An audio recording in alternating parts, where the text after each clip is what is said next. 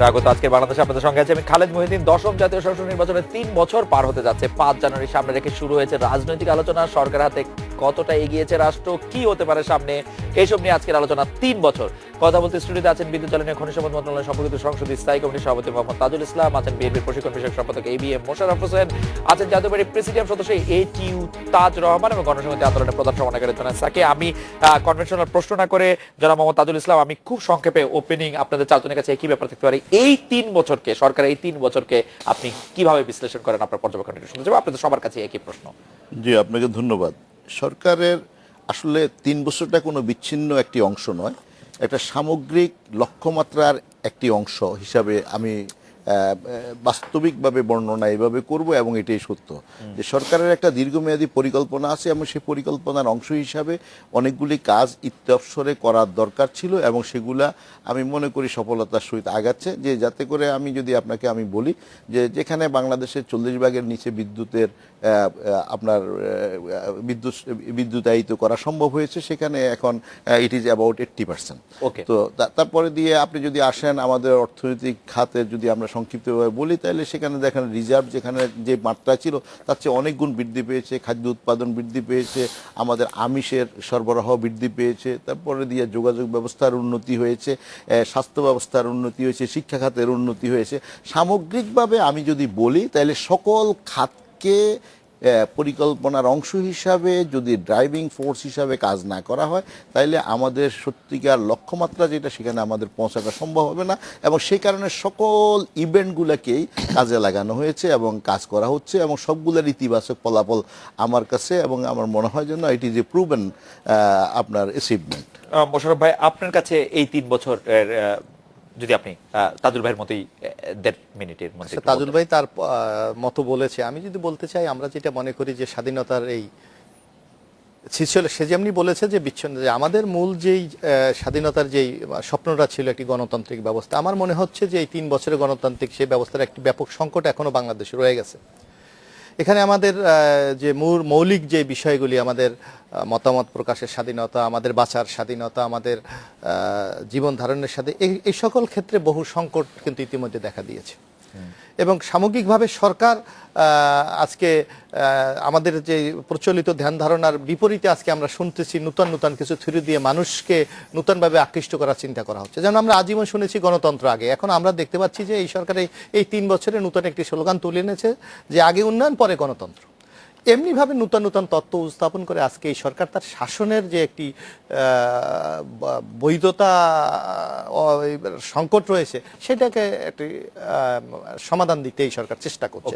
কিন্তু সামগ্রিকভাবে আমার কাছে মনে হচ্ছে যে সরকার সেই জায়গাটি এখনো যেতে পারে নাই, যার কারণে এখনো আমরা দেখছি এই যে আজকে যে নতুন বছরটা আমরা শুরু করছি সেখানেও কিন্তু আমরা নিরাপদে নেই, কারণ ইতিমধ্যে একজন MP এই বছরের শুরুতেই কিন্তু তার জীবন দিয়েছে। সুতরাং সামগ্রিক ক্ষেত্রে আমরা একটা অনিশ্চিত জীবনের মধ্যেই আছি। জনাব তাজ, ATM তাজ, আপনার কাছে জানতে চাইবো যে তাজ রহমান। হ্যাঁ, আমি আপনার দুজন আওয়ামী লীগ বিএনপির বলেন সরকারের সফলতা এই 3 বছরে তো আছেই, সাথে ব্যর্থতাও আছে, এটাও আপনার না বললে হবে না।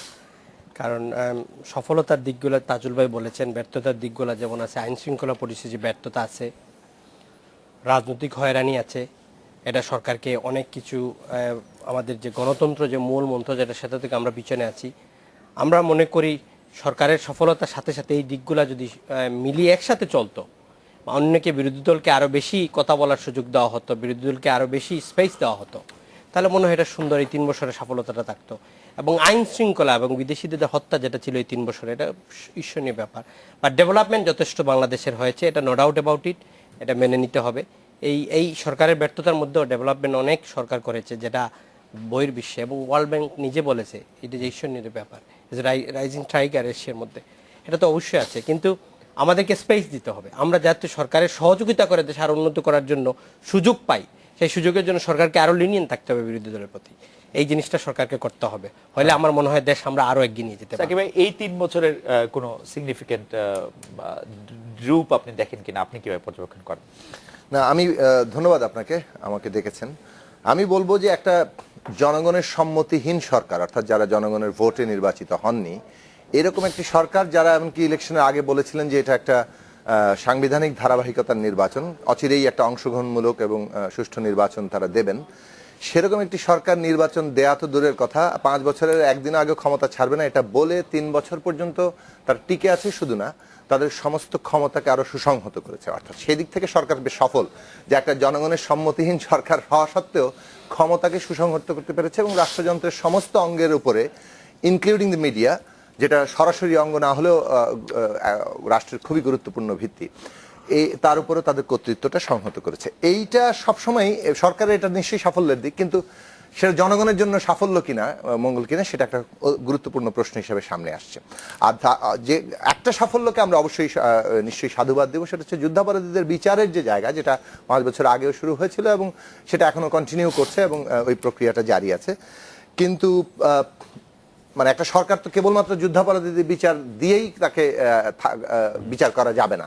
তাকে বিচার যদি আরো অন্যান্য ক্যাটাগরি দিয়ে করতে হয়, তাহলে একটা তো প্রথমত জনগণের সম্মতি এবং গণতন্ত্রের প্রশ্নটা, সেই জায়গাটাতে কমপ্লিটলি সরকার উল্টো পথে আছে এবং সেটা নিয়ে তারা ইয়ে করছে। দ্বিতীয়ত, যে উন্নয়নের কথাটা ওনারা বলছেন, উন্নয়ন তো দৃশ্যমান, হ্যাঁ অনেক কিছু, অনেক বড় প্রকল্প আছে, কিন্তু অর্থমন্ত্রী নিজেই বলেছেন যে বড় প্রকল্প মানে বড় দাও মারা। সেই বড় দাও মারার ব্যাপারটা নিয়ে যে আলোচনাটা সমাজে হওয়া দরকার, 1000 কোটি টাকার প্রজেক্ট কিভাবে একই সরকারের আমলে বাজেট 18,000 কোটি টাকায় চলে যায়, এবং 350 কোটি টাকার প্রজেক্ট কিভাবে চতুর্থবার দাম বেড়ে 1500 কোটি টাকায় আসে, এবং যেরকম প্রকল্পগুলো ইতিমধ্যে কয়েক দফা হয়েছে, সেই সব বিষয়গুলো নিয়ে কোনো প্রশ্ন সমাজের মধ্যে নেই। এইটা খুব খারাপ লক্ষণ। ক্রিটিক্যাল ইয়ে নাই, আমরা আমাদের প্রায়োরিটি জায়গাগুলোতে জনগণের অর্থ ঠিক মতো ব্যয় করতে পারছি কিনা, নাকি দেশ থেকে টাকা পাচার হয়ে যাচ্ছে, এই প্রশ্নগুলো খুব গুরুত্বপূর্ণ। আমার মনে 3 জনের কথাই আপনি শুনেছেন। আমি শুধু চট করে সাকিব ভাই সর্বশেষ যেটি বললেন যে বড় প্রকল্প মানে বড় দুর্নীতি, 350 কোটি টাকার প্রজেক্ট কিভাবে অনেক বেশি কোটি টাকার প্রজেক্ট হয়ে যাচ্ছে, 1000 কোটি টাকার প্রজেক্ট 15,000 কোটি টাকা হচ্ছে, 18,000 কোটি 18,000 কোটি টাকা। 1000 কোটি টাকার কোন প্রজেক্ট? 18,000 কোটি টাকা চট্টগ্রাম হয়েছে। হাটহাজারী থেকে কক্সবাজার পর্যন্ত রেল লাইন। হ্যাঁ হ্যাঁ, রেল লাইন। এটা সরকারি 2010 সালে করেছিল 1000 কোটি টাকা, 2016 সালে আমার মনে হয় এই তথ্যটা আমার কাছে জানা নেই। 1000 কোটি টাকার ব্যবধান, 18,000 কোটি টাকা।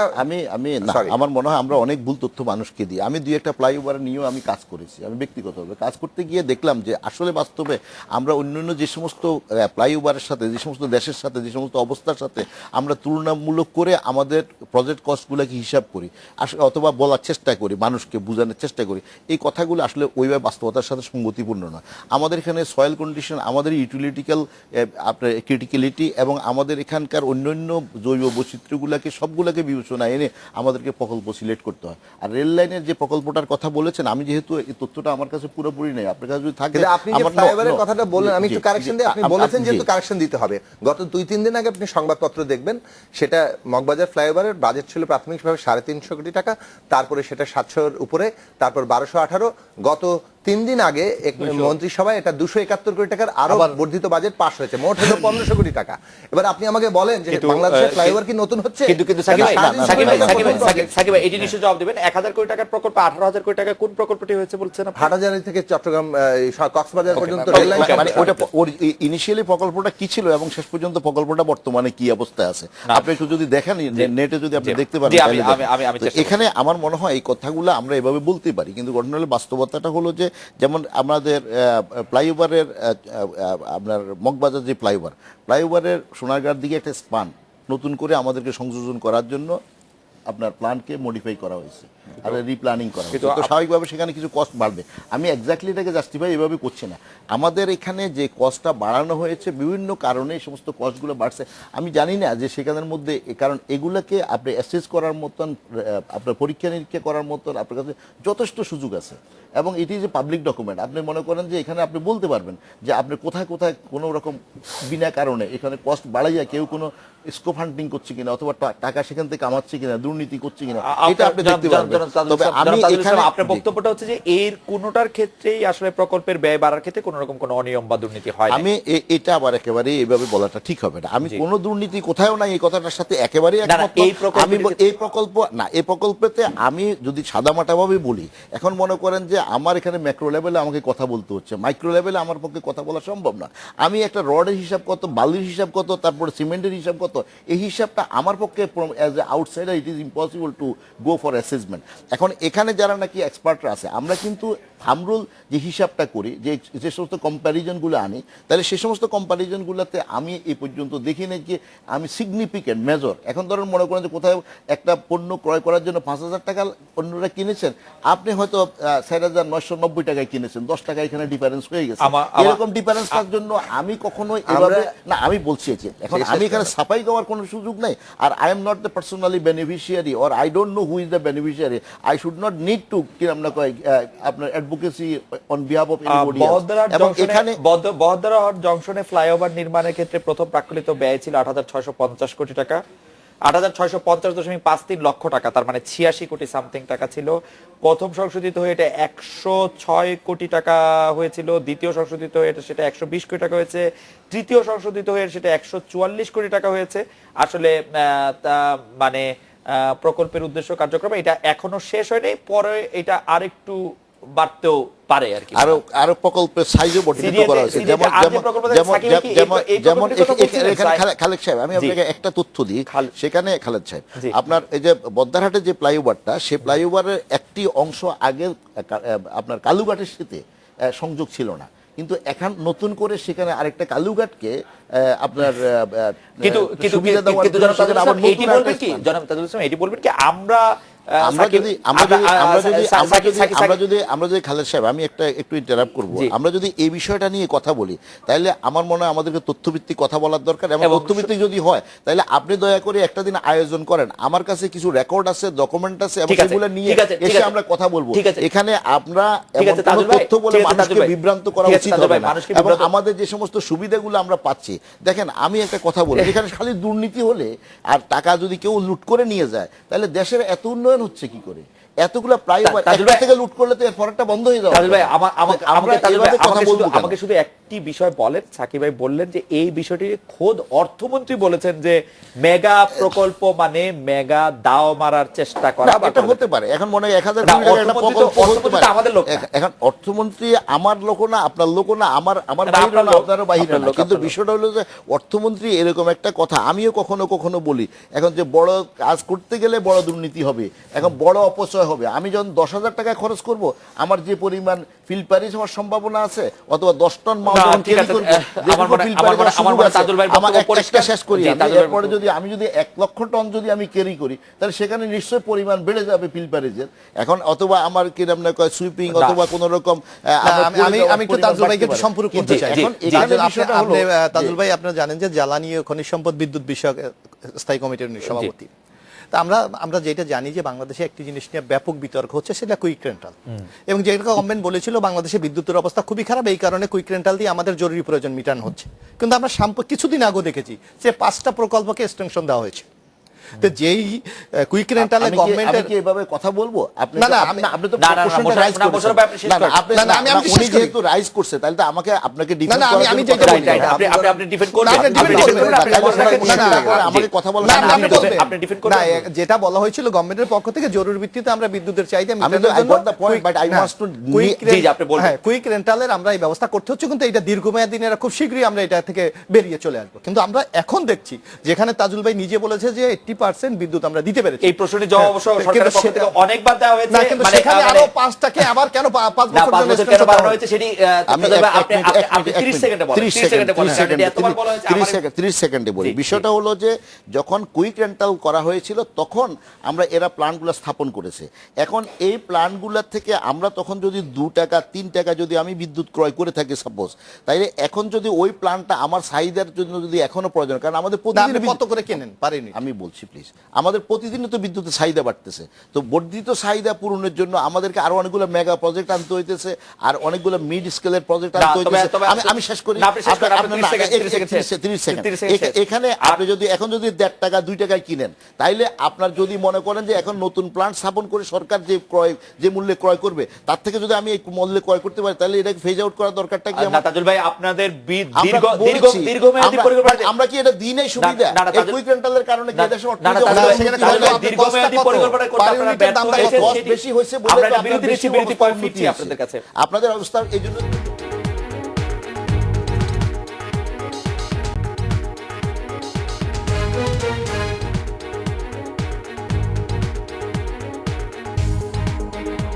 ফিরে এলাম আজকের বাংলাদেশে। সাকিব ভাই, আপনি 1 মিনিট একটু বলতে চাচ্ছিলেন যে হ্যাঁ, আমি আগের প্রসঙ্গটা আবারও জি। বলি যে আমি কোনো বিশেষ প্রকল্প নিয়ে বিশেষভাবে আলোচনা করার জন্য আপনি আজকে ডাকেননি। জি। আমিও উদাহরণ আকারে কয়েকটি প্রকল্পের নাম বলছি, কিন্তু আসলে যে কথাটা মূল, এটার সাধারণ কথা, সেটা হচ্ছে বড় প্রকল্প মানে বড় দাও মারা, অর্থাৎ বড় অংশে সেখানে বলছি যে টাকা খরচ সাধারণভাবে সরকারি প্রাথমিকভাবে প্রাক্কলন করছে তার চাইতে কয়েক গুণ বেড়ে যাচ্ছে। কিভাবে? 5 থেকে 18 গুণ। হ্যাঁ, আমি যেটা বললাম যে একটা ফ্লাইওভারে আমি 350 কোটি টাকার প্রাক্কলনটা কিন্তু সরকার কিন্তু করেছে। সাকিব আপনার অনুমতি নিয়ে শেষ করেন। কিন্তু সাকিব আপনার অনুমতি নিয়ে একটি কথা বলতে চাই যে যদি এইভাবেই দুর্নীতি হতো তাহলে তো আরেকটি কাজ সেটি খুব ক্ষতিগ্রস্ত হতো। না, আমি আসছি কিভাবে দুর্নীতি। বলছি যে সরকার যখন প্রাক্কলন করলো 350 কোটি টাকা দিয়ে এটা করা যাবে, তারপর কিছু কিছু এক্সটেনশন হয়েছে, তারপর সেই এক্সটেনশনে তো 5 গুণ বর্ধিত হওয়াটা নিশ্চয়ই প্রশ্নবোধক হওয়া উচিত। কিংবা 10,000 কোটি টাকার পদ্মা সেতু এখন 28,000 কোটি টাকায় বাজেট উঠেছে এবং এটা 18 সাল নাগাদ গিয়ে 40,000-এ ঠেকবে বলে অনেকে আশঙ্কা করছেন। প্রশ্ন ওঠা উচিত 1,000 কোটি টাকার 18,000 কোটি টাকা। কিংবা 4 লেন্স, আপনি সরকারের জায়গায় হিসাব করুন, ঢাকা চট্টগ্রাম 4 লেন, তারপর ঢাকা ময়মনসিংহ 4 লেন, ঢাকা সিলেট 4 লেন এবং এখন উত্তরবঙ্গের 4 লেন।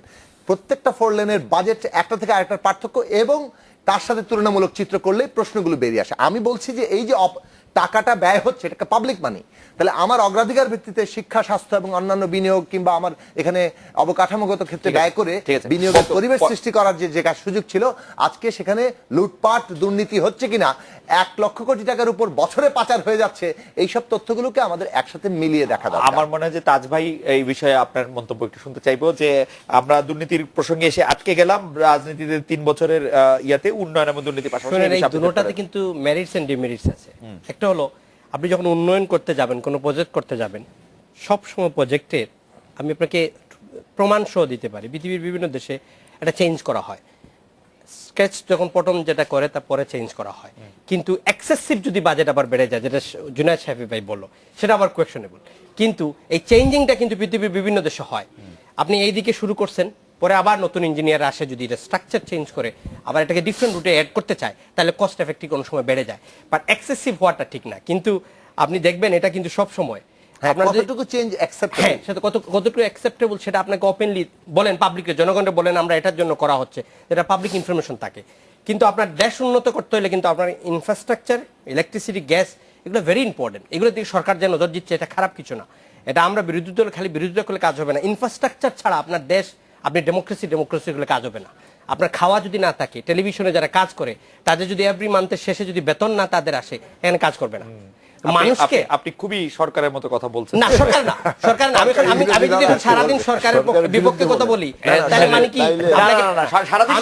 আমি একটু কমপ্লিমেন্ট করলাম, সরকারের মতো কথা বলা তো অন্যায় না, মানে কথা বলতে আমিও সরকারকে ঠিক করার জন্য আমাদেরকে সুযোগ করে দিতে হবে। আমাদের আগে কি হয়েছে, এই 44 বছর, 5 বছর বিএনপি ছিল ক্ষমতায়, চলে গেল আওয়ামী লীগ, আসলে বিএনপি সবকিছু সরাইলো, আওয়ামী লীগের তো সরাইলো, এখন স্টেবল হয়ে একটু করতে দেন না, আমরা দেখি কোথায় যায়। কত থেকে 2041 পর্যন্ত? না, এটা আমরা বলতেছি না, দেন না, আপনার এখন চলতেছে তো, ইলেকশন আসতেছে, আগামী দেখা যাবে কি। এবিএম মোশাররফ হোসেন ভাই, আমি আপনার কাছ থেকে জানতে চাইবো যে আপনারা অনেক সময় বিএনপি রাজনীতিতে যে এক ধরনের ডেডলক অবস্থা তৈরি হয়েছে বা এক ধরনের খারাপ অবস্থা তৈরি হয়েছে তার জন্য দায়ী করতে চান হচ্ছে সরকারের হামলা মামলা সহ বিভিন্ন কিছুকে, কিন্তু আমরা স্পষ্ট দেখতে পাচ্ছি যে বেগম জিয়া বলছেন কোনো গ্রুপিং লপিং থাকবে না। তার মানে গ্রুপিং লপিং আছে, যারা উপযুক্ত যোগ্য তাদের নেতৃত্ব দিয়ে বিএনপি আবার ক্ষমতা আসবে। তার মানে এখানে একটু ফাঁক রয়ে গেছে। আব্দুল্লাহ নোমানও প্রায় একই রকম কথা বলছেন যে আসলে পকেট রাজনীতি থেকে বিএনপিকে বেরিয়ে আসতে হবে, যেটা লক্ষ্য তিনি দেখছেন। এইটাকে আপনারা কিভাবে দেখেন যে আপনারা কিভাবে বিএনপি বা আওয়ামী লীগ বা জাতীয় পার্টির মতো একটি বিরাট দলের মধ্যে যেটাকে আপনারা লবিং বা গ্রুপিং বলেন, সেটা আমরাকে যেটা রাজনীতির ভাষায় এটাকে প্রতিযোগিতা বলি। কারণ একটা দলের নেতা হওয়ার মতো অনেক যোগ্য লোক থাকে, সবাইকে সকল জায়গায় কিন্তু সম্মান দেওয়া এটা সম্ভবপর হয় না, যার জন্য কিছুটা কেউ পুরস্কৃত হয় বা কারো ভাষায় আমি আবার তিরস্কৃত হয়, এটা রাজনীতির ভাষায় এটা হতেই পারে। কিন্তু তার অর্থ এই না দলের মধ্যে কোনো প্রবলেম আছে। কিন্তু আপনাকে যে কথাটি আপনাকে এই 3 বছর আপনি বললেন যে আজকে একটি রাজনৈতিক দলের কাজ কি, রাজনৈতিক দল গভর্নমেন্টের ভালো কাজের প্রশংসা করবে, মন্দ কাজের সমালোচনা করবে, তার নিজের কর্মসূচি জনগণের কাছে তুলে ধরবে। কিন্তু আপনি সেখানে নিজের ক্ষমতাকে পাকাপোক্ত স্থায়ী করার জন্য আপনি যদি বিরোধী দলের কথা বলতে না দেন, তাদেরকে প্রোগ্রাম করতে না দেন, আজকে আপনি দেখবেন এই এখানে তাজ ভাই আছে, তা আওয়ামী লীগ তো বিরোধী দল ছিল, কিন্তু আপনি দেখেন বিএনপি একটি সমাবেশ করবে গত 7ই নভেম্বর সোহরাওয়ার্দী উদ্যানে, সেই সমাবেশটি করার তার পারমিশন দেয়নি। আজকে বিএনপির পার্টি অফিসের সামনে পুলিশ দাঁড়িয়ে থাকে, আমরা যাই, আমরা আতঙ্কে থাকি কখন ঢুকবো, পাখির মতো সদিয়ে ধরে নিয়ে যায়। এটা তো গণতন্ত্র, এটা তো কোনো গণতান্ত্রিক কোনো মূল্যবোধের মতো পড়ে না। কিন্তু এই কথাটি তো আপনি একটি টেলিভিশনে বলছেন। এইটাই তো আজকে গভর্নমেন্ট তো এমন অবস্থার মধ্যে আপনাকে, কারণ টেলিভিশনে বললে তো গভর্নমেন্টের কোনো কিছু আজকে গভর্নমেন্ট তো কোথাও তারই, গভর্নমেন্ট বললে যে সরকারের কোমরের জন্য নাই, সরকার কথা বলতে পারছেন, আপনি যেভাবে নির্যাতন হচ্ছে আমরা কিন্তু বারবার বলে আসছি। জনগণও কিন্তু আপনাদের কথা খুব গুরুত্ব দিচ্ছে। জনগণের কি কথা বলার সেই সুযোগ আছে? জনগণের ভোটের অধিকার নাই, জনগণ তাদের দাবি রেজ করার মতো, কণ্ঠ উচ্চারণ করার মতো, তাদেরকে ধরে নিয়ে যাচ্ছে, তাদেরকে গুম করছে, তাদেরকে মেরে ফেলছে, সরকারি দলের উপর সরকার অত্যাচার নির্যাতন। আজকে যে কথাটি আপনি বলছেন আমি একটু জানি যে আমরাও এই যে আপনার ঠিকাদারি ব্যবসার সাথে কিছু জড়িত। আজকে বলা হচ্ছে যে একটি প্রকল্পের ব্যয় বাড়বে, কতটুকু বাড়বে? আপনি কি যখন একটা টেন্ডার করা হয় ওর মধ্যে কিন্তু কত ব্যবসা হবে আপনাকে এটা ধরে দেওয়া হয়, মিনিমাম 10% ব্যবসা কিন্তু ধরে দেওয়া হয়। তারপর সেখান থেকে সেই আপনার টেন্ডারের মূল্য 100%, 150% বাড়ে, এটা কিভাবে সম্ভব?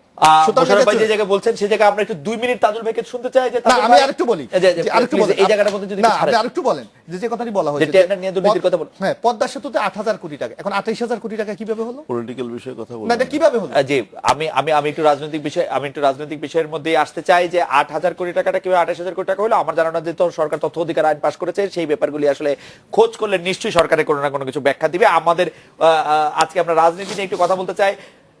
যেই জায়গা থেকে মোশাররফ ভাই বললেন কোনো ভয়েস আসলে রেজ করা যাচ্ছে না, আওয়ামী লীগের বিরুদ্ধে কথা বলতে আসলে বিএনপি নয়, যেই আওয়ামী লীগের বিরুদ্ধে কথা বলুক, সাকিব ভাই, তাজ ভাই, আমরা যারা আওয়ামী লীগ বিএনপি কোনো কিছুই করি না, তারা সকলেই ভয় পায়। দর্শকরা বলছেন যে আমাদের আসলে এখন কথা বলতে হবে যেই গুম, হত্যা, তারপর হচ্ছে বাসা থেকে ধরে নিয়ে গেছে, কেউ কোনো স্বীকার করছে না যে কোত্থেকে নিয়ে গেছে, সেই সব ব্যাপারে আপনি কোনো কিছু বলবেন কিনা? না, আমি সব বিষয়ে কথা বলতে চাই। আমি মনে করি যে সমস্ত অসঙ্গতিগুলো রাষ্ট্রের মধ্যে বিদ্যমান সেগুলো নিয়ে আমাদের সবারই সম্মিলিতভাবে কথা বলা উচিত, এবং কথা বলার সুযোগ আমি মনে করি না যে অনুপস্থিত। যেমন আমি এটাকে আজকে ওনারা যে বক্তব্যগুলো দিয়েছেন এগুলো কন্ডম করার জন্য আমি কথাটা বলছি না। দেখুন, একটা বিষয়, আওয়ামী লীগ কিন্তু আন্দোলন করেছে, সংগ্রাম করেছে, তার দাবি আদায় করেছে, এবং এর মধ্যে দিয়ে কিবরিয়া সাহেবকে হত্যাকাণ্ডের শিকার হইতে হয়েছে, আসানুল্লাহ মাস্টারকে হত্যাকাণ্ডের শিকার হইতেছে, শেখ হাসিনাতে বঙ্গবন্ধু অ্যাভিনিউর সামনে মিটিংয়ের মধ্যে তাকে বোমা মেরে হত্যা করার চেষ্টা করা হয়েছে।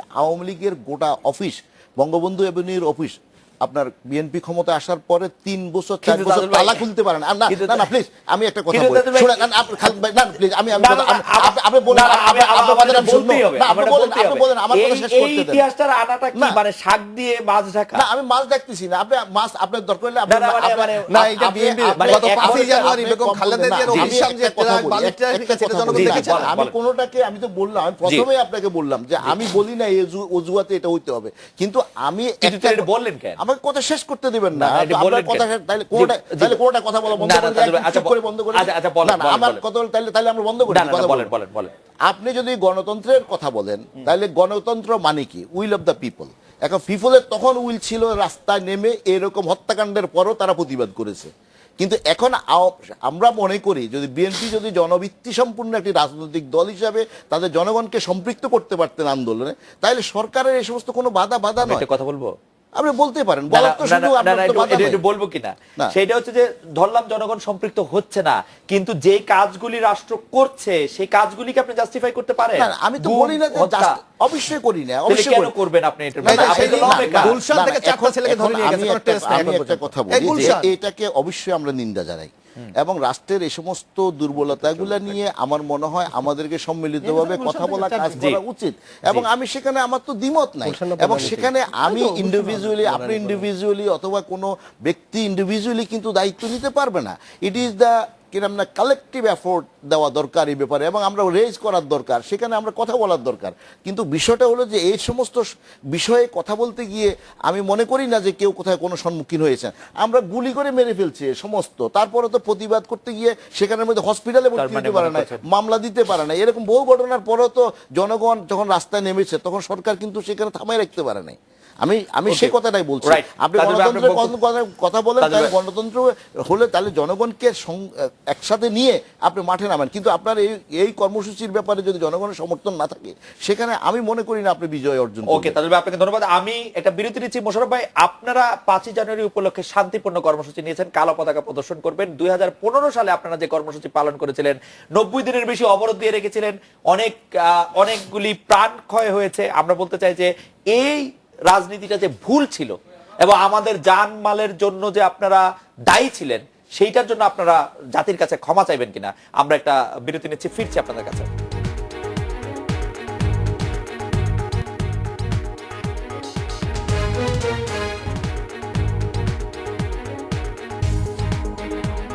ফিরে এলাম আজকের বাংলাদেশে। প্রিয় মোশাররফ ভাইয়ের কাছে প্রশ্ন ছিল যে আপনারা এই বছর যে রাজনীতি করছেন স্পষ্ট 2015 সালের রাজনীতি থেকে তা আলাদা।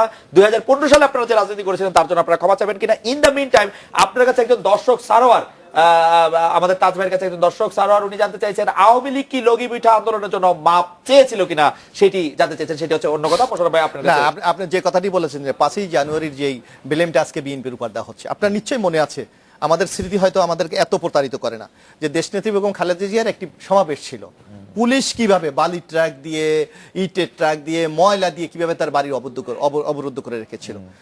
তারপর যে আন্দোলন কর্মসূচি চলছিল সেখানে বিএনপির লোকজন রাস্তায় কোথাও বেরোতে পারে না, সেখানে বিএনপির লোকজন কিভাবে গাড়ি পোড়াবে, কিভাবে মানুষের উপর বোমা মারবে। আজকে আপনি দেখেন অবরোধ দিছে কেমনে, হ্যাঁ অবরোধ দিছে কেমনে, অবরোধ রাজনীতি কর্মসূচি হতে পারে কিভাবে দলের হাই কমান্ডের নির্দেশ দিছে যে আজকে অবরোধ সফল করতে, অবরোধ সফল হয় কেমনে? আন্দোলন কি এর আগে হয়নি, আন্দোলন কি হয়নি? আজকে আপনাকে বলি, আজকে আমরা যে কথাটি বলেছি যে বিএনপির উপরে ব্লেম দেওয়ার জন্য সরকার তার এজেন্ট দিয়ে এই কাজটি করাচ্ছে, যার জ্বলন্ত প্রমাণ আপনি দেখেন গাইবান্ধা সাঁওতালদের উপর। সেখানে পুলিশ সরকার নিজের এমপি মারা ফেলে বিএনপির উপরে ব্লেম দেওয়ার জন্য 21 আগস্ট করে। এই যে আপনাদের এই সাঁওতালদের হচ্ছে যে সাঁওতালের ঘরে কে আগুন দিয়েছে, আপনারা কিন্তু 21 আগস্ট এই কথা বলেছেন যে বিএনপির উপর ব্লেম দেওয়ার জন্য এবং সংসদে আপনারা হাসাহাসি করেছেন। আপনার মনে থাকবে মোশাররফ ভাই, আপনার স্মৃতি আমার অনেক আরেকটু মনে করে দিয়ে শুনেন, মনে করেন যার জন্য আজকে দেখবেন আজকে এই সরকার আজকে আপনি একটা কথা মনে আছে যে বাসে, ঢাকা শহরের বাসে আগুন লাগে, একটা বাসে আগুন লাগে শুধু ওই 5 জানুয়ারির পর, বিহঙ্গ বাসের মালিকটা কে? আওয়ামী লীগের কেন? না, ওটা অনেক খুঁজে বের করেছে, বিহঙ্গে নিজের বাসে নিজে আগুন লাগিয়ে দিয়েছে। আর ঢাকা শহরের বাইরে যেগুলো আগুন লাগে, না আমরা আরেকটা উদাহরণ দেই, আপনার নরসিংদী থেকে গুলিস্তান পর্যন্ত বিআরটিসি বাস চলে, সেই বাস পুরানো হচ্ছে আজিমপুরে। ওকে ফ্যান্টাস্টিক, সেই বাস পুরানো হচ্ছে আজিমপুরে। সুতরাং এই সময় অবরোধের সময় অনেকগুলি রুটবিহীন বাস চলেছে। আমি আপনাকে বলি, আপনি কি এই কথা বলবেন যে 3 মাসে যতগুলি পেট্রোল বোমার কাহিনী করেছে সব সরকার এবং তার এজেন্সিরাই করেছে, যেটা আজকে গাইবান্ধাও প্রমাণ হয়েছে যে সাঁওতালদের বাড়িতে তারাই হামলা করেছে। ওকে সেটির সঙ্গে সেটি সম্পর্কিত। যাই হোক মোশাররফ ভাই, আপনার বক্তব্য পরিষ্কার। আমি আবার একটু তাজ ভাইয়ের কাছে যেতে চাই যে তাজ ভাই, বর্তমান সংসদে জাতীয় পার্টি গৃহপালিত বিরোধী দল, এই মন্তব্য করেছেন বিএনপির মহাসচিব মির্জা ফখরুল ইসলাম আলমগীর। আমরা গৃহপালিত শব্দটি বলতে চাই না, কিন্তু বিরোধী দলকে ঠিক মানে আমি ঘরে পালিত বলবো না, কিন্তু কেমন জানি লালিত একটু নিশ্চয় আমি বলতে পারি। ইন্টারাপ্ট না করলে বলে। জি প্লিজ। দেখেন, বিএনপির মহাসচিবে যে বক্তব্যটা আমি শুনিনি, আপনি বলতেছেন বিএনপি যদি এটা বলে থাকে তাহলে বিএনপির ভাষায় এটা ভালো বক্তব্য। কেন জানেন? বিএনপির বিরোধী দল কি বিরোধী দল ছিল? বিএনপি বিরোধী দল ছিল 90 দিনের মধ্যে 85 ডেজ অ্যাবসেন্ট সংসদে, সমস্ত বাতা নেওয়া, এমপিদের কোটায় গাড়ি নেওয়া, সমস্ত ভিআইপি হিসাবে ট্রিটমেন্ট ব্যবহার করা, সরকারি বাতা নেওয়া, কিন্তু সংসদ সদস্য পরে 90 দিনের আগে গিয়ে আবার সংসদে 1 ঘন্টার জন্য বসে এসে চলে আসা। বাংলাদেশের মানুষ কিন্তু বিএনপিকে ভোট দিয়ে সংসদে দেয় নাই এইটা করার জন্য। এটা কি জনগণ বলছে আপনি সংসদে অনুপস্থিত থাকেন? এইবার সংসদে টিআইবি রিপোর্ট অনুযায়ী এই 3 বছরে বিরোধী দল হিসাবে জাতীয় পার্টি সবচেয়ে বেশি, লাস্ট 91 থেকে শুরু করে যতটা গভর্নমেন্ট হয়েছে সবচেয়ে বেশি সংসদে প্রেজেন্ট বিরোধী দলের, এবং বিরোধী দলের প্রধান যিনি নেত্রী উনি সংসদে উপস্থিত। এটা হলো কিন্তু ডেমোক্রেসি সিস্টেম। আপনাকে সরকারকে বিরোধিতা করতে হবে জনবিরোধী কাজের, সরকারে যে ভালো কাজ করবে তার সমর্থন দিতে হবে। সরকার জনবিরোধী কাজ করেছে 3 বছরে একটা? আমরা বলেছি যে গ্যাসের দাম বাড়াইছে, বিদ্যুতের দাম বাড়াইছে, আমরা সংসদ থেকে ওয়াকআউট করছি, প্রেসক্লাবে গিয়ে আমরা মানববন্ধন করছি, মায়ের পেটে ছেলে গুলিবিদ্ধ হয়েছে, সেটার জন্য আমাদের নেত্রী নেতা সহ আমরা সবাই মেডিকেলে গিয়ে বলছি যে মানুষ এখন মায়ের পেটেও সিকিউরিটি নাই। এখন বিরোধী দল হিসাবে সরকারের এই সমালোচনা যখন আমরা করি, তখন আপনারা বলেন আমাদের সমালোচনার কোর্ট কিন্তু বিএনপিরাও করে। হুসাইন মোহাম্মদ এরশাদ বলেছিলেন গণতন্ত্র 100 ফুট মাটির নিচে, সেটা আবার টক শোতে বিএনপি বলল, কিন্তু বিএনপি বলার পরে হুসাইন মোহাম্মদ এরশাদ আবার বললেন যে মাটির উপরে চলে আসছে। না, হুসাইন তখন আবার উনি যেটা ওই দিনে আরেকটা জিনিস বলছে যে বিএনপি এখন শিয়ালের গর্ত থেকে বাইর হয় একটা স্টেটমেন্ট যায় আবার চলে যায়, একটা মিছিল করে না, একটা জনসভা করে না, কিছু করে না, রাস্তায় না নামলে মানুষের আন্দোলনে আপনি ঘরে বসে স্টেটমেন্ট দিয়ে চলবে না। এখন বিএনপির মহাসচিব যদি আমাদেরকে বলেন কি বিরোধী দল, আমি তো এটা ওনাকে বলবোই, আমরা পেট্রোল বোম মারতে পারবো না, আমরা গাড়ি পোড়াইতে পারবো না, আমরা হাতি জিলে ডক্টর মারতে পারবো না, আমরা মুরুগের বহন করা গাড়িতে বোম মারতে পারবো না, যারা এরকম দল করে এরকম কোন না কোন দলের সঙ্গে থাকতে পারবো না, আমরা এটা করতে পারবো না। আমরা এটা না করে যদি এই দেশের সরকারি রাষ্ট্র ক্ষমতায় 91 থেকে শুরু করে যতবারই যে ক্ষমতায় গেছে জাতীয়বাদী ছাড়া কারো সুযোগ হয় নাই। এখন এই বিএনপিরাই আবার বলতেছে জাতীয়বাদীর সাথে, জাতীয়বাদী কিন্তু আমরা আমাদের প্ল্যান পরিকল্পনা নিয়ে আছি, আমরা দেশের স্বার্থে, জনগণের সাথে, রাজনীতির সাথে যেটা যে প্রয়োজন হবে তখনই আমরা এটা করে যাব। লাস্ট ইলেকশনে যদি জাতীয় পার্টি না করতো এই দেশে আরেকটা ভয়াবহ 1/11 সাকিব ভাই, আমি আপনার কাছ থেকে একটু অন্য প্রসঙ্গে, একদম সম্পূর্ণ অন্য প্রসঙ্গে যেতে চাই এবং বিরতির পর ফিরবো। নারায়ণগঞ্জ সিটি কর্পোরেশন নির্বাচনকে অনেকে সুষ্ঠু বললো, বেগম খালেদা জিয়া বলছেন বাইরে থেকে নির্বাচন সুষ্ঠু দেওয়া গেছে, ভিতরে চলছে নানা ষড়যন্ত্র, এবং তিনি ইন্ডাস্ট্রি একটি কোর্ট দিয়েছেন। তার কোর্টটি আমি মন খারাপ হলেই পড়ি, আমার ভালো লাগে এটি পড়তে। তিনি বলছেন বাইরে হলো সব ফিটফাট, ভিতরে হলো কি বুঝতে পারছেন যে ভেতরে যত রকমের দুনিয়ার ষড়যন্ত্র আর বাইরে থেকে সব ফিটফাট দেখা। এটা বাংলাদেশের মানুষ, যে কোনো ধর্মের মানুষই এত বোকা নয়, আজকাল ছোট বাচ্চারাও এগুলি বোঝে। কোন জায়গায় কি বোঝা গেল সেটা আমি বুঝি না, সেজন্য বারবারই এটি আমার কাছে। আপনার কাছে কি মনে হয়? আমরা বিরতিতে পর ফিরে এসে এই নির্বাচন একটা বিষয় একটু কথা সব বিষয়ে আপনি কথা বলবেন, আমরা একটা বিরতি নিয়ে ফিরছি আপনার কাছে।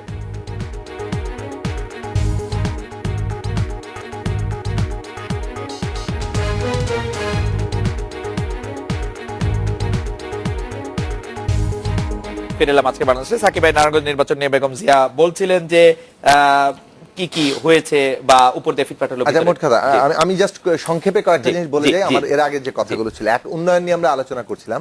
উন্নয়নের আরেকটা গুরুত্বপূর্ণ দিক হচ্ছে যে এই উন্নয়নের ফলে আমাদের দেশের প্রাণ, প্রকৃতি, কৃষি জমি, আমাদের পরিবেশ, এগুলো আমাদের বসবাসযোগ্য থাকবে কিনা। উন্নতি হলেও কিন্তু তার পরিবেশটাই বসবাসযোগ্য নাই দুনিয়ার বর্তমান প্রেক্ষাপটে। ফলে সেক্ষেত্রে আমাদের সুন্দরবনের মতো ঐতিহ্য কিংবা এত হাজার বছর ধরে তৈরি হওয়া বন, রামপালের কারণে যে ধ্বংসের মুখোমুখি, সেটা নিয়ে আমাদের নিশ্চয়ই ভাবতে হবে। ফলে এই ধরনের উন্নয়ন প্রকল্প আদৌ উন্নয়ন না ধ্বংসযোগ্য, সেটা একটা গুরুত্বপূর্ণ প্রশ্ন। মানুষের নিরাপত্তা এই গত 3 বছরে এবং বিশেষভাবে বিগত বছরে 2016 সালে হলে আর্টিজান সহ মানুষের নিরাপত্তা কিন্তু একটা বড় ধরনের হুমকির জায়গা। এটা যেমন জঙ্গিবাদী জায়গা থেকে, হামলার দিক থেকে, আরেক দিক থেকে হচ্ছে শিশু নারী নির্যাতন। এটা প্রায় প্রত্যহ এমন একটা ভয়াবহ রূপ নিচ্ছে, এবং এটার পেছনে যে বিচারহীনতা যেভাবে মানুষকে এই ধরনের একটা যাচ্ছে তাই যে ইচ্ছাটাই করার ক্ষমতা দিচ্ছে। তৃতীয়ত হচ্ছে গুম, খুন এবং আইন শৃঙ্খলা বাহিনীর হাতে যে হত্যাকাণ্ড। সম্প্রতি হাইকোর্ট, সুপ্রিম কোর্ট একটা রায় দিয়েছেন যে অপারেশন ক্লিন হার্ট, সেটার বিরুদ্ধে যে দায় মুক্তি দেওয়া হয়েছে, এটা দেওয়ার কোনো এখতিয়ার, সেটা সংবিধানের সাথে অসঙ্গতিপূর্ণ, পার্লামেন্টে আইন করতে পারে না। তো আমরা সেইটা যেমন খুবই সাধুবাদ জানাই, তেমনি আজকে পর্যন্ত এই সব ধরনের ক্লিন হার্ট, হ্যাঁ, তথাকথিত ক্লিন হার্ট এবং এই যে তথাকথিত ক্রস ফায়ার, তথাকথিত এই যে সমস্ত গুম, খুন, ডিসঅ্যাপিয়ারেন্স, কিংবা কেউ বলে যে নিজে নিজে লুকিয়ে গেছে, কিন্তু আমরা শেষ পর্যন্ত দেখি যে রাস্তাঘাটে বিড়বিড় করছেন, কোথাও পাওয়া যাচ্ছে, সেটা ঢাকায় কিংবা ভারতে। তো এই যে পুরো নিরাপত্তাহীনতা, 3টা দিক বললাম, এক হচ্ছে জঙ্গিবাদী হামলা, এক হচ্ছে শিশু নারী, এবং আরেকটা হচ্ছে কি বলে গুম, খুন রাষ্ট্রীয় বাহিনীর কাছে। এই সবগুলো হতে পারছে একটা জবাবদিহিতাহীন অবস্থা তৈরি হওয়ার ফলে। কোথাও কোনো জবাবদিহিতা নেই, রাষ্ট্র, দল, সরকার একাকার হয়ে গেছে। এটা খোদ আওয়ামী লীগ আজকে এনজয় করছে, কিন্তু আওয়ামী লীগের জন্য, তাদের ভবিষ্যতের জন্য এটা খারাপ। এই কথাটা রাজনীতির একজন ছাত্র হিসেবে যতটুকু বুঝি আবার পরিষ্কার করে বলছি। এবার আসি নারায়ণগঞ্জ নির্বাচন নিয়ে আপনি কথা বলেছেন। আমি আমাদের সংক্ষিপ্ত বক্তব্যটা আমরা বলতে পারি, সেটা হচ্ছে নারায়ণগঞ্জ নির্বাচনটা একটা বিশেষ পরিপ্রেক্ষিতে, নারায়ণগঞ্জের বিশেষ বাস্তবতায় হয়েছে, এবং ওইখানে নির্বাচন আমি মনে করি, আমি বেগমজির বক্তব্য নিয়ে বলছি যে বেগম জিয়া বলছেন উপর দিয়ে ভালো দেখা গেল, সেটি আসলে ভালো না। হ্যাঁ, ভালো না সেটা হয়তো তিনি ব্যাখ্যা দিবেন, কিন্তু আমার বক্তব্য হচ্ছে যে নির্বাচনটা জনগণ ভোট দিতে পেরেছেন বলেই আমি সেখানে যতটা খোঁজখবর নিয়েছি, মোটা দাগে কিছু ওই মানে মোটা দাগে গ্রহণযোগ্য একটা নির্বাচন হয়েছে, এবং ভোট গণনার ক্ষেত্রেও কিছু অভিযোগ আছে, কিন্তু তারপরেও মোটা দাগে গ্রহণযোগ্য জায়গা আছে, এবং প্রার্থী যেভাবে জিতেছেন তাতে এই ৭৫,০০০ ভোটের ব্যবধানকে আপনি চ্যালেঞ্জ করার জায়গাটা খুব কম। এখন আমি যেটাতে আসতে চাচ্ছি, এক্ষেত্রে নির্বাচন কমিশনের কোনো স্বকীয়তা ছিল না। আমি সেই প্রসঙ্গে যাচ্ছি, নারায়ণগঞ্জ নির্বাচন হচ্ছে, এবং নারায়ণগঞ্জের নির্বাচন অফিসিয়াল জেলা আওয়ামী লীগ নেতৃত্ব বনাম সেলিনা হায়াত আইভি নেতৃত্বের বিরুদ্ধে ইলেকশন হয়েছে। এখানে বিএনপি আওয়ামী লীগের ইলেকশন খুব কমই হয়েছে আমার মনে হয়। জাতীয় নির্বাচনের সাথে আমার মনে হয় বক্তব্য পরিষ্কার। তাজ ভাই, আমি খুব সংক্ষেপে আপনাকে জানতে চাইব যে এই যে 5ই জানুয়ারির পর আর 2 বছর থাকবে পরবর্তী জাতীয় সংসদ নির্বাচনের, এই সময়ের মধ্যে আপনি সবচেয়ে সিগনিফিকেন্ট ঘটনা কোনটি মনে করেন বা কোনটির দিকে আপনি তাকিয়ে আছেন রাজনীতির ক্ষেত্রে? একটা সমঝোতা হইতে পারে আগামী ইলেকশনের জন্য, যেটা দেশ এবং জাতি বা আমরা যারা বাইরে আমাদের যারা আছে সবাই তাকিয়ে আছে যে আগামী নির্বাচনে সবার অংশগ্রহণের মূলক একটা যদি নির্বাচন হয়, সব দলের অংশগ্রহণে সুষ্ঠু একটা নির্বাচন হয়, দেশটা হয়তো বা এই যে আমরা পিছনে তাকানো আর লাগবে না। একটা সুস্থ নির্বাচন কমিশন গঠনের প্রক্রিয়া যেটা শুরু করেছেন মহামান্য রাষ্ট্রপতি, সেটা যদি হয় যে আগামীতে প্রতিবার যখন নির্বাচন আসে, প্রতিবার যখন নির্বাচন কমিশন বদল করা আছে, তখন এটা নিয়ে আমরা কেন তো কেচ্ছাল করি। এটা ওয়ান্স এন্ড ফর অল যদি হয়ে যায়, তাহলে দেশের জন্য মঙ্গল, সবার জন্য মঙ্গল। সেইটা আপনি মনে করছেন যে একটি সমঝোতা হতে পারে যেখানে সবার অংশগ্রহণ সবাই পার্টিসিপেট করতেছে, এবং বিএনপি বলেছে যে আমরা মহামান্য রাষ্ট্রপতি। আপনি কি এটি মনে করেন যে সহিংস রাজনীতি বা আন্দোলনের ইতি হয়ে গেছে বাংলাদেশে, এটি আর হবে না? দেখেন, আমি একটা কথা বলি, এই দেশে সহিংস রাজনীতি আর হবে না। কেন হবে না? মানুষের পেটে যদি খাওয়া থাকে, মানুষ ওই গিয়ে রাস্তায় মরতে আর চায় না। মরামরি রাজনীতি শেষ হয়ে গেছে, পেট্রোল বোমা মেরে মানুষ চায় না। মানুষ মনে করে ঠিক আছে ইলেকশন আসুক, ভোট দিয়ে আমি সরকার চেঞ্জ করব। আমরা মারামারি করে গাড়ি জ্বালা পুরো শুধু ভোটটি দিতে চায়। মোশাররফ ভাই, আগামী রাজনীতিতে সবচেয়ে সিগনিফিকেন্ট ঘটনা কোনটি বলে মনে না, হয়? আগামী রাজনীতিতে যে কথাটা আসবেই বলেছে, রাজনীতিতে যদি আমরা দেশের প্রতি আমাদের দরদ থাকে, আমরা যদি গণতন্ত্রকে একটি প্রতিষ্ঠানের রূপ দিতে চাই, আমরা বাংলাদেশের সামাজিক অবস্থা যদি উন্নত করতে চাই, তাহলে সমঝোতার কিন্তু বিকল্প নাই। যে কথাটি কিন্তু আমরা আমাদের দলের পক্ষ থেকে বারবার বলে আসছি যে একটি জাতীয়ভাবে সমঝোতা হওয়া উচিত। সেই সমঝোতা নির্বাচন কমিশনের ব্যাপারে, সে শুধু নির্বাচন কমিশন শক্তিশালী হলে কিন্তু হবে না। কারণ আপনি জানেন যে নির্বাচন কমিশন শুধু একটি পোস্ট বক্সের মতো কাজ করে, কিন্তু টোটাল ওই সময় হলে নির্বাচনকালীন সরকারটা কি আচরণটা করে তার উপর কিন্তু একটি অবাধ সুষ্ঠু নিরপেক্ষ নির্বাচন নির্ভর করে। আজকে যে কথাটা আমাদের পক্ষ থেকে আমরা কিন্তু বারবার বলে আসছি যে আপনি দেখেন নারায়ণগঞ্জ নির্বাচন সুস্থ হয়েছে বলা, সব মহল থেকে বলা হচ্ছে, কেন? সরকার প্রধান চেয়েছে ওখানে নির্বাচনটা সুস্থ হোক, যার কারণে হয়েছে। এখানে নির্বাচন কমিশনের কোনো ক্রেডিট নাই, এটা কিন্তু সবাই বলেছে। সুতরাং আগামী নির্বাচনও ঠিক যাদের অধীনে হবে তারা আসলে কি মনোভাব পোষণ করে সেটা হলো বড় ব্যাপার। এইটা যদি আজকে যদি তারা মনে করে যে না নির্বাচন অবাধ সুষ্ঠু হবে, তারা আবার ক্ষমতায় থাকবে, সেভাবে করতে পারে। অথবা যদি মনে করে না সবার অংশগ্রহণের মধ্যে একটি প্রতিনিধিশীল সংসদ বা আগামী দিনে গভর্নমেন্ট তৈরি হোক, সেটাও তারা করতে হবে। তবে একটি কথা আমাদের খেয়াল রাখতে হবে যে ন্যাচারাল একটা পানিশমেন্ট, আপনি যদি হ্যাঁ ঠিক আছে আপনারা বলেন বিরোধী দল ব্যর্থ, বাংলাদেশে আন্দোলন সংগ্রাম হচ্ছে না, হত্যা নির্যাতন গুম এগুলির কারণে মানুষ আগের মতো সেই ভূমিকা রাখতে পারছে না, তারপরেও একটা জিনিস আপনাকে লক্ষ্য রাখতে হবে, এটা ন্যাচারাল পানিশমেন্ট বলতে কিন্তু একটা কথা আছে যে সামান্য মিশরে সবাই হোসনি মোবারক কিন্তু 40 বছর শাসন করেছে, থাকতে পারেনি না, আর থাকার দরকার কি? 40 বছর না, থাকতে পারে নাই। আজকে সাদ্দাম হোসেন থাকতে পারে নাই, আজকে গাদ্দাফি থাকতে পারে নাই। সুতরাং আপনি যদি আওয়ামী লীগ মনে করে যে মানুষকে হত্যা করে বিরোধী দলকে দমন করে থাকলো 55-60 বছর, মুগাবে আছে 40 বছর আছে, কিন্তু মাহাথির মোহাম্মদ এখনো আছে, না থাকে কিন্তু বাংলাদেশ কিন্তু সেই যে জায়গা, বাংলাদেশের ইতিহাস কিন্তু আপনার বাংলাদেশ হয়তো 70 বছর থেকে প্রমাণ করবে আওয়ামী লীগ আমরা আরেকটা না, আলাদা। এইটা সম্ভব না। বরং এইটা যে কথাটি জুনায়েদ সাকি বলেছে, আজকে 1974 এই যে তাজুল ভাই আছে, বিশেষ ক্ষমতা আইন প্রয়োগ করেছিল কারা?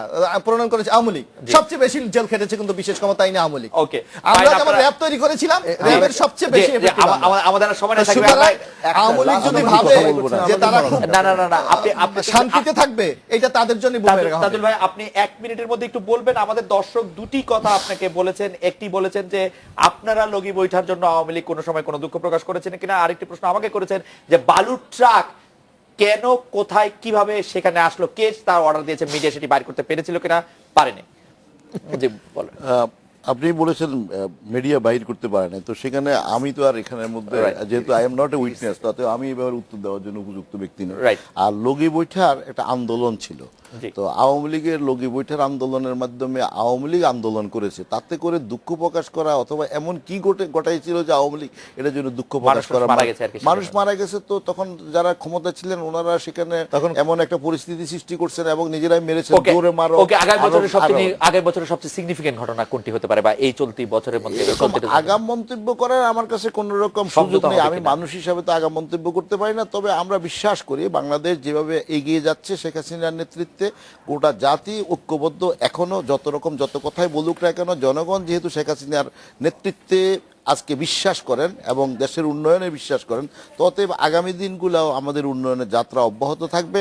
এবং ওনারা যত কথাই বলুক না কেন, এখানে আমি একটি কথা তার সাথে সম্পৃক্ত ছোট্ট করে যোগ করে দেব যে আসলে নির্বাচন কমিশন যদি কোনো ক্রেডিবল ভূমিকা না রাখতে পারে, তাহলে আজকে আমরা নির্বাচন কমিশন গঠন করার জন্য এত ব্যস্ত হয়ে গেলাম কেন?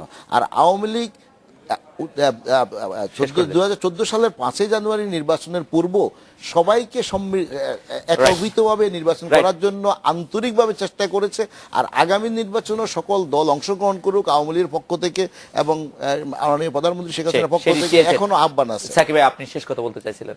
শেষ কথা হচ্ছে যে আমার মনে হয় যে এই যে ব্রাহ্মণবাড়িয়া, গাইবান্ধা, এই যে শ্রমিকদের মজুরি না দেওয়া, এই যে দুর্নীতি, লুটপাট, সবকিছু মিলে এই প্রশ্নগুলো আসলে সামনে রাজনীতিতে একটা গুরুত্বপূর্ণ ভূমিকায় সামনে থাকবে। দ্বিতীয়ত যেটা হচ্ছে যে আওয়ামী লীগের বর্তমান যে স্বৈরাচারী শাসন, আর বিএনপি যে রাজনৈতিক দেউলিয়া আচরণ, অর্থাৎ জনগণের কোনো পক্ষে কর্মসূচি দিতে ব্যর্থতা, এই সবকিছু বাংলাদেশের মধ্যে দাবি করছে জনগণের একটা রাজনৈতিক শক্তির উত্থান। জনগণের রাজনৈতিক শক্তির 2017 সালে এই রাজনীতি বিকশিত হওয়ার সুযোগ সৃষ্টি হবে। মোশাররফ ভাই, আপনি শেষ কথা যদি একটু বলেন যে না, আপনি তো জনগণের তো জয় হবে, এতে এই বিশ্বাস আমাদের আছে। কারণ কোনোদিন জনগণের আকাঙ্ক্ষাকে দমিয়ে কেউ কোনোদিন শাসন করতে পারে না। তাজ ভাই, আপনি আওয়ামী লীগ এক লাইন- পারবে তাজ ভাই, এটা আপনি যদি এক লাইন ভাবে বলবেন তাহলে কিনা? বোকার স্বর্গে বসবাস করে। আমাদের রাজনৈতিক দলগুলোর একটাই হওয়া উচিত, দলের স্বার্থে চেয়ে দেশটা যদি বড় হয়, এটা যদি দেখি আমরা সব দল মিলে এখানে যারাই আছি আমরা, তাহলে দেখবেন এই জনাব দেশ মোহাম্মদ একদিনের তাজুল দিকে ইসলাম, জনাব মোশাররফ, এবিএম মোশাররফ হোসেন এবং জনাব ATM তাজ রহমান এবং জনাব ইসা ক্যাপ্টেন, অনেক ধন্যবাদ। এই ছিল আজকে বাংলাদেশে, দেখা হচ্ছে আগামীকাল এই সময়। শুভরাত্রি।